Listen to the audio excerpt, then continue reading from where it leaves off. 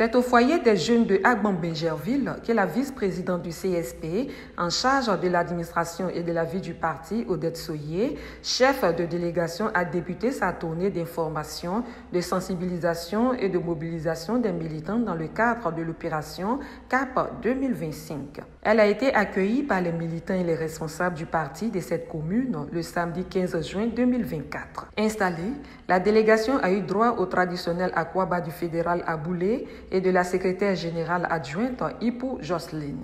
Prenant la parole en présence de la vice-présidente exécutive Agnès Monet, en charge du district d'Abidjan, la chef de délégation a salué les militants au nom du président Laurent Gbagbo et exprimé sa joie de conduire cette mission avant de rentrer dans le vif du sujet. Après avoir rappelé les moments glorieux de la gestion du président Laurent Gbagbo, elle a présenté le tableau sombre que connaissent les Ivoiriens actuellement. À l'Assemblée, elle a annoncé la candidature du président Laurent Gbagbo à l'élection présidentielle de 2025. C'est une mission d'information, de sensibilisation, de remobilisation de nos militants. Et l'objet principal, c'est de venir vous dire que le 9 mars 2024, il y a eu un comité central ordinaire. À ce comité central ordinaire, nous avons demandé au président Laurent Gbagbo d'être le candidat du PPACI. Et ce jour-là, il a dit oui, il accepte d'être le candidat du PPACI à l'élection présidentielle 2025.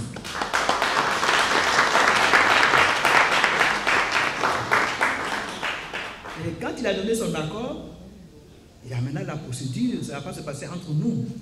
Donc, il y a eu un second comité central qui est extraordinaire, qui a mandaté le secrétariat général afin que le secrétariat général permette que la convention se tienne pour informer, c'est-à-dire que pour ouvrir le champ, parce que le comité central, il y a des membres du comité central, mais sans les fédéraux.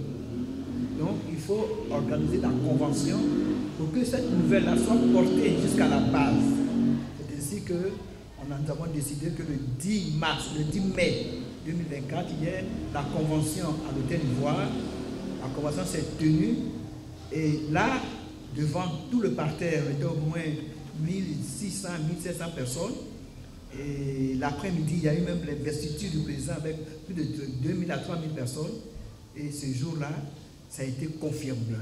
D'abord, le comité de contrôle, Mme Abou Marthe, qui a suivi la procédure, elle a donné son accord, qu'on avait bien travaillé au niveau de la procédure.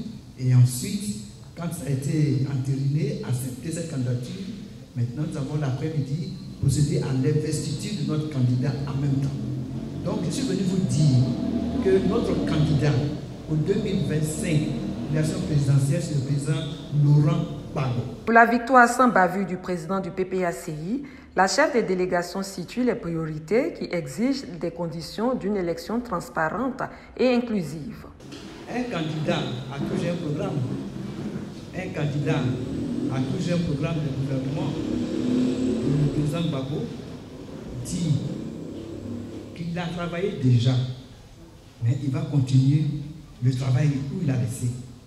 Donc il y a des domaines, il y a des secteurs dans lesquels il va continuer à travailler et à améliorer ce qu'il a commencé.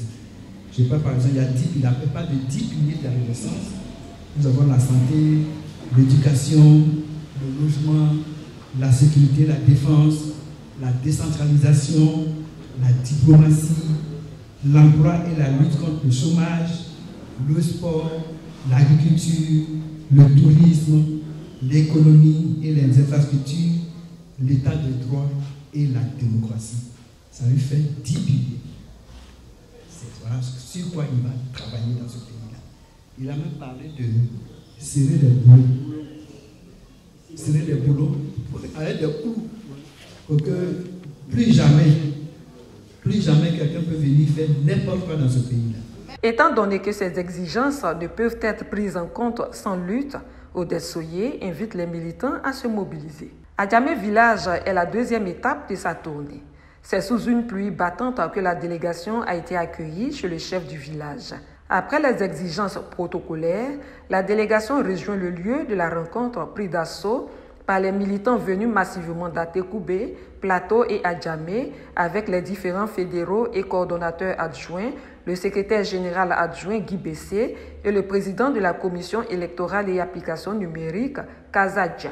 Après les mots de bienvenue de Kelly Tapé-Charles, fédéral de la dite commune, et du secrétaire général adjoint Guy Bessé, qui a situé le contexte, la parole est revenue à la chef de délégation. Le message n'a pas changé. La candidature du président Laurent Gbagbo pour 2025. Pourquoi faut-il se battre pour redonner le pouvoir au président Laurent Gbagbo? La vice-présidente du CSP a longuement éclairé la lanterne de l'auditoire. Les participants ont eu droit à un moment d'échange avec l'envoyé du parti en vue de dissiper les interrogations. Des militants prêts pour les batailles se sont exprimés. Nous venons de finir notre rencontre avec nos éminents invités, Agnès Monet, Nicopo et la il était question dans cette réunion de pouvoir revenir un peu sur la sensibilisation des militants,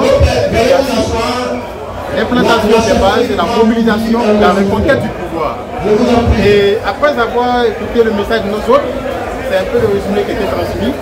Et nous repartons satisfaits des messages d'information qui nous ont été donnés. Et maintenant, il est de notre devoir, en tant que membre du bureau de fédération, de pouvoir travailler avec nos différentes organisations pour pouvoir finaliser le travail de l'implantation des bases, nous assurer que tous nos militants jeunes aient les 4 nationalités pour pouvoir reprendre le pouvoir et le redonner à notre président Laurent Gbagbo en 2025. C'est avec une véritable joie que nous avons reçu la réponse de Laurent Gbagbo disant qu'il était candidat. Mais c'est à nous militants de nous mobiliser pour qu'effectivement il soit réélu en 2025. Nous percevons comme une véritable injustice qu'il ne soit pas sur la liste électorale. Avec tout ce que la VP, la présidente a dit, j'ai des arguments que nous connaissons déjà. C'est une véritable injustice. Et ce sont des manigances politiciennes pour l'empêcher d'être candidat. Mais nous n'avons pas accepté cela. Alors le travail que nous devons faire, c'est de, après ce message qu'on a reçu, de parcourir les fédérations, de parcourir les sections, jusqu'au comité de base, pour répercuter ce message et mettre les militants en rang de bataille. Elle a continué sa mission dans la commune de Cocody.